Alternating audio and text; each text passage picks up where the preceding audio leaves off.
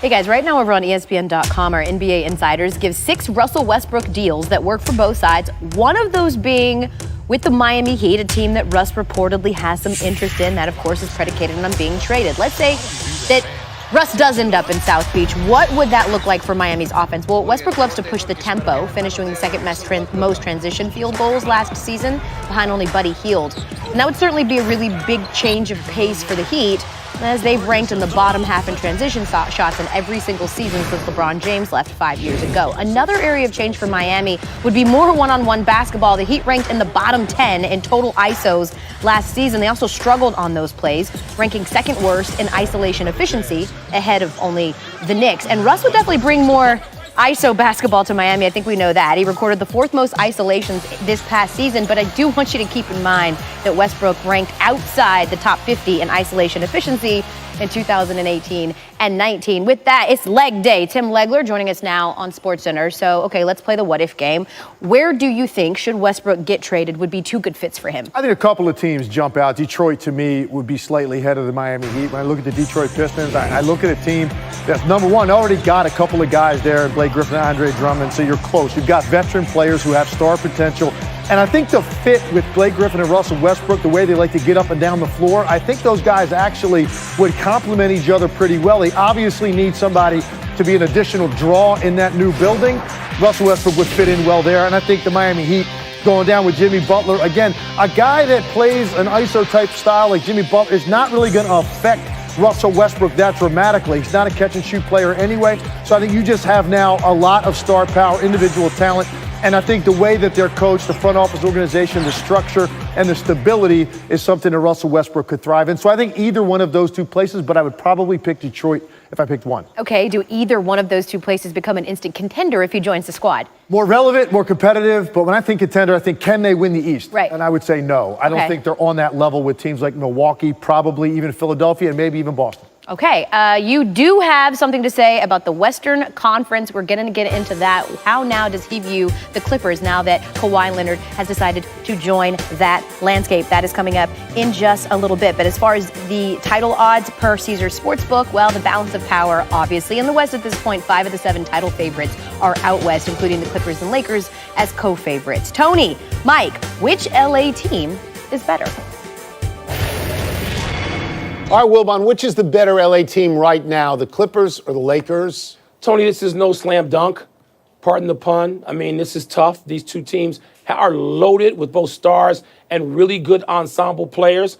Right now, because they were coming off a 48-win season already, and Doc Rivers has worked with a big part of this group, and he's Doc Rivers, I'm going to go with the Clippers because Kawhi Leonard, Paul George, Patrick Beverley, Montez Harrell, that foursome, Tony, is the best defense put together by one team since the '85 Bears. No one will score against them on a high percentage. Seriously, Leonard and George are Pippen and Jordan, or the closest thing to me we will have seen in the NBA, the 2 wings playing that kind of defense. And I know Rondo, Avery Bradley, speaking of good defenders, Quinn Cook, DeMarcus Cousins, Danny Green, these guys are a great ensemble to add to Davis and LeBron. Yeah. But the Clippers, Tony, 48 wins. They're not coming out of 13th place in the lottery. They're coming out of 48 wins in the playoffs. All right, so I'm going to take sort of an overview here and talk about a conversation that you and I have had privately, in which I said there are teams that I'm not going to root for anymore.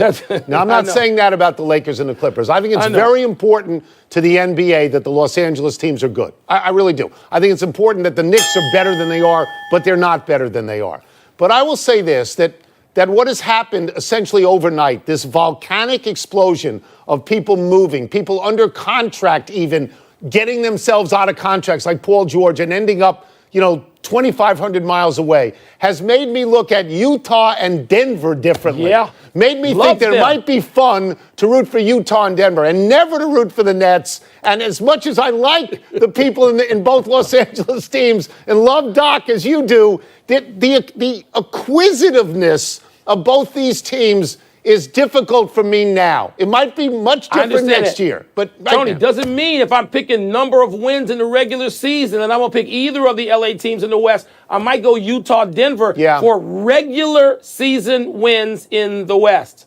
That's it. We're done. Back to you. Still to come on this edition of SportsCenter. All questions can... Reports have Westbrook enthralled with playing in Miami. Wilbon, do you see the Heat as the most attractive trade partner for the Thunder? Tony, I have done a 180 on this. I was against it at the beginning, and my first reaction was, Pat Riley and Russell Westbrook, really? And I thought about it, and I'm like, you know what? This is exactly what Russell Westbrook needs. First of all, Russell Westbrook has evolved on his own over the last couple of years as a point guard, as a playmaker, as a guy who at this point of his career, as you said yesterday, he's just got to want to win something at this point. I think so. Who better to help him than Eric Spoelstra and Pat Riley, and play with a guy like Jimmy Butler, who ain't afraid to get in somebody's face and is not afraid to be confrontational when necessary. And so now I love this, and I hope Russell Westbrook winds up in Miami, and I think it is a good place to go. So I'm going to take the Oklahoma City side on this for a second. Okay. Russell Westbrook does not have a no-trade clause. They can trade him anywhere. If I'm Oklahoma City, here's what I've lost in the last few years. I've lost Kevin Durant. I've lost James Harden. I've lost Serge Ibaka. Now I've lost Paul George. I'm not giving this guy to Miami to make somebody else happy. I got to go out there and get bodies. I don't want draft picks, just draft picks. I got to bodies aren't going to help you, though, Tone. That's not what Sam Presti does. I'm just going to tell you, I got to get something. So if I have to trade him, at this point, I want the best deal. I'm not interested in anything else. Sure. But the best deal, Tony, the way Sam Presti looks at this, all you got to do is look at the picks he just acquired. He's got 6 number ones. That's what he does, and that's what he considers a good deal. So he's got to get another pick, maybe a young guy who's ascending. So you don't like Milwaukee yesterday? Because I think that if you're Westbrook, you'd like to go where you can win right away. I don't know that they can do it. I like your suggestion of Milwaukee as a place for Westbrook to wind up to contend now. But I also, Tony, who's your favorite coach, if not Pat Riley, over the last 25 years other than Larry Brown? Pat Riley, Larry Brown, Phil Jackson. That's it. So how could Russell Westbrook, wouldn't he benefit from playing for Pat Riley and Eric Spoelstra? Sure. I think he would. Sure. We go from one established NBA star to one just arriving on the scene. There have been constant reports that D'Angelo Russell was acquired by the Warriors in that sign and trade with the intent of dealing him once Klay Thompson comes back from his knee issues. Russell had a breakout season last year in Brooklyn where he went from immature and potentially something to an all-star with stud written all over him at 23. So, what are the Warriors to do? Does he fit with this new evolving version, Tony, of the Dubs? The Warriors lost Kevin Durant forever, and they lost Klay Thompson probably for the whole season. That's 50 points, Mike. Yeah. This kid averaged 21 points for the Nets, which is exactly the same amount of points as Klay Thompson averaged. I mean, I understand he wants to be a point guard. They got Steph Curry's point guard. You got to replace some of these points, Mike. So I'm not even going to deal with the question of fitting in. I mean, they need a guy who can score, and he can score.